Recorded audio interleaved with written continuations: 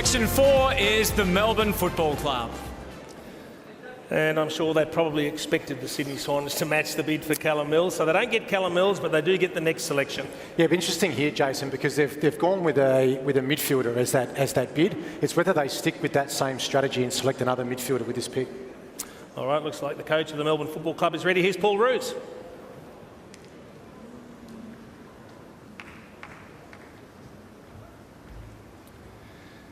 Clayton Oliver, Murray Bushrangers, Mebourne Junior Football Club.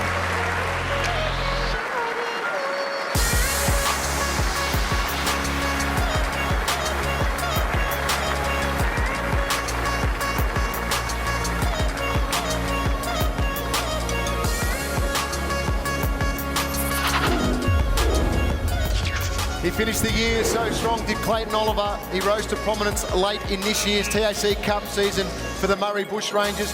He won the 2015 Morrish Medal. He's a stoppage star, a revelation in the TAC Cup, averaging 25 possessions, including 15 contested, as well as an average of 6 tackles and 6 clearances per game. He uses the ball efficiently, managed a perfect score in the goal-kicking test at the National Combine at Etihad Stadium, and good comparisons to the Brisbane Lions skipper, Tom Rockcliffe. And he's now a demon. At pick 4, Clayton Oliver joining Paul Roos and Simon Goodwin at Melbourne.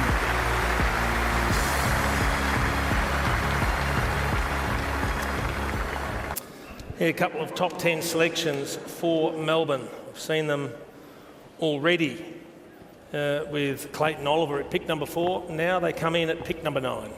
Yeah, and I think they're going to have to go for the tall here, Jason. As Shifter mentioned before, we've still got Sam Weideman and Charlie Curnow on the boards, so expect one of those players to come here. Didn't have to wait too long. Here's Paul Roos. Sam Weideman, Eastern Rangers, Vermont Juniors.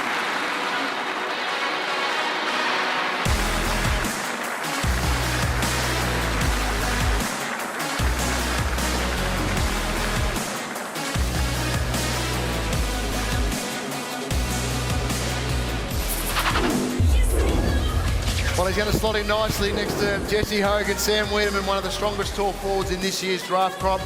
He's got special ability to take a contested mark as well, win the ball on the ground and kick accurately in front of goal. Did a truckload of work with Matthew Lloyd this year as part of the AFL Academy. The grandson of Collingwood Premiership captain Murray Weideman for his football and has always stood out for his courage and aggression on the field. He impressed on the MCG when he stood out for the NAB AFL Academy this year. A player on the rise, and look for him to shine in 2016.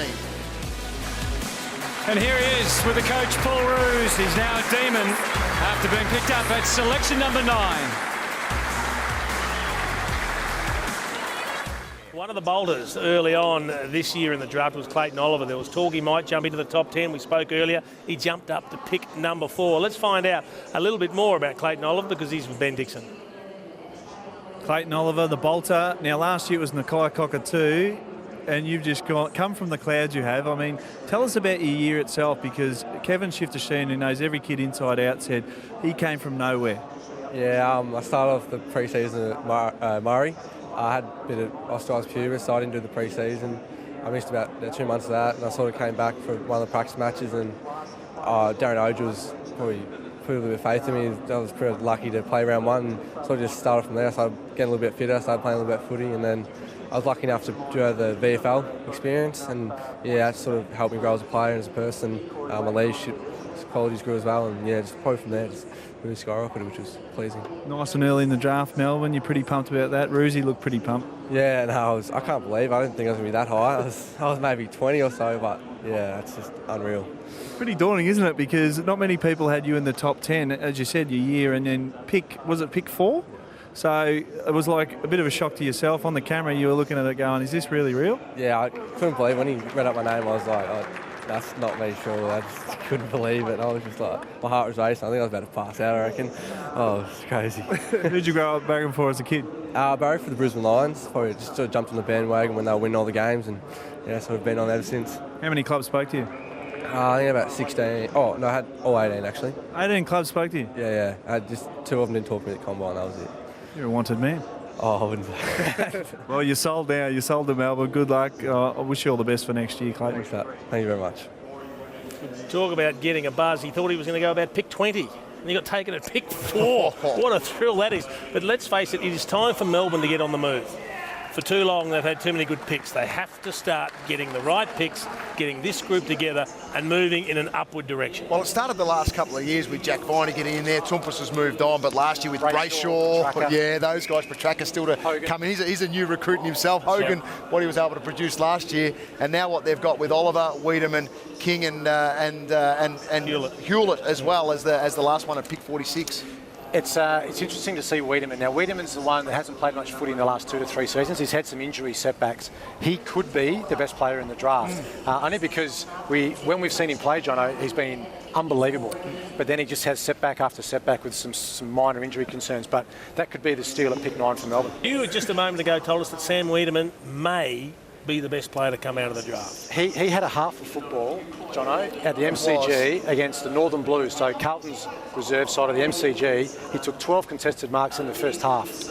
He was insane. But we only saw him in fits and spurts this year. He played, I guess, patches of 4 or 5 games, then he'd be hurt. Then he had a stress fracture in his ankle. So he could be one of the real steals in this draft. And I know every club absolutely loves him. We can see him in action here. He just marks the footy. You can see he looks a little bit like Pavlich from Fremantle. The way that he moves up forward, fantastic courage. He'll learn to use his body a bit better in contest. But here's this game at the MCG. He just kept taking mark after mark. And really smart pick, I think, by Melbourne. I know there's going to be some risk attached because he's had some injury setbacks, but he could be the steal in the draft, even though it is pick 9. 12 marks in the first half. That's extraordinary. Massive raps. Pick number 9, he went to the Ds. Ben Dixon's with him. Sam, I'm going to ask you firstly, were you a bit surprised that Melbourne called your name out? How many clubs spoke to you? There was quite a few, but I was absolutely stoked to be called up by Melbourne. It was just such an amazing feeling. Like, you're never certain on this night, and it was just unreal.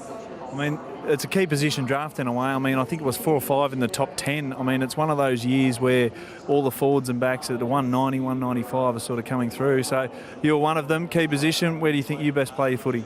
I think I played my best footy up forward. I've played a lot, especially later in my sort of bottom age and top age year, I've played a lot forward. So I'm hoping to develop my game there and learn off players like Jesse Hogan now and at the Demons, and it'll be amazing. And your father, Mark, just shy of the father-son at Collingwood, only the 28 games, but your grandfather, Murray, I mean, a legend of Collingwood. Does he get on the phone and give you some advice on your game? Yeah, he does. He lives over here in Adelaide, so he tries to get on the phone as much as he can and teaches me so much new advice, and it's unreal to have him around. Does he pull the black and white out and the black and white telly, because it was back in the 50s? Yeah, he does sometimes. He shows me a bit of footage of him back in his heyday, so it's great to watch. Well, you got your club, Melbourne. Go and enjoy it. It's a great night for you here and your family, so well done again. Thanks, Hugo. Appreciate it, mate.